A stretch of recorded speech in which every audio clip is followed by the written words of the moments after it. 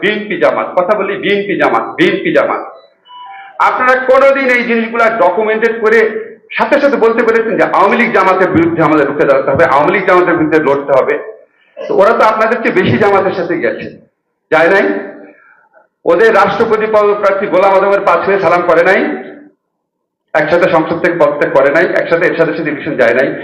এই নেগেটিভ গুলা কি আপনারা স্ট্রংলি বাংলাদেশের সাধারণ মানুষের কিছু বলতে পেরেছেন? বাংলাদেশে বিএনপি জামাত ইকুয়েটেড হয়ে গেছে কেন? বিএনপি জামাত গোষ্ঠীর বিরুদ্ধে রুখে দাঁড়াতে হবে।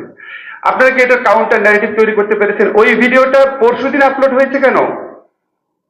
1996 এর ভিডিওটা বিএনপির ওয়েব পেজে পরশুদিন আপলোড হয়েছে কেন? সবই তো পাওয়া যায়, আপনাদের ওয়েবসাইটে গেলে এগুলি পাওয়া যায় না কেন? আপনারা এগুলি চিন্তা করে দেখেছেন?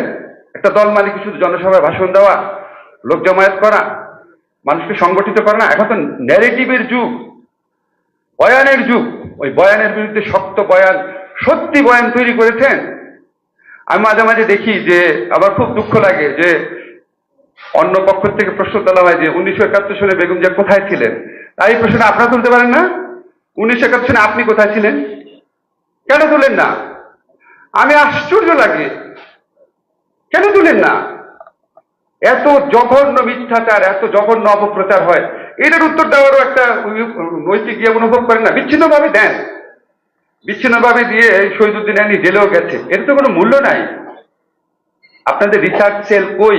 আপনার ওয়েব পেজটা কই?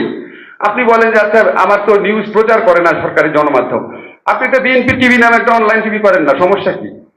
নামই দেন বিএনপি টিভি, শক্তিশালী ভাবে করেন না। আপনাদের কি লোক কম আছে? আমি তো সামান্য মানুষ, কালে ভদ্রে আমি ফেসবুকে স্ট্যাটাস দেই, আমার 1 মিলিয়ন ফলোয়ার আছে। আপনার দলে কয় মিলিয়ন ফলোয়ার আছে? এই প্রশ্নটা রেখে গেলাম।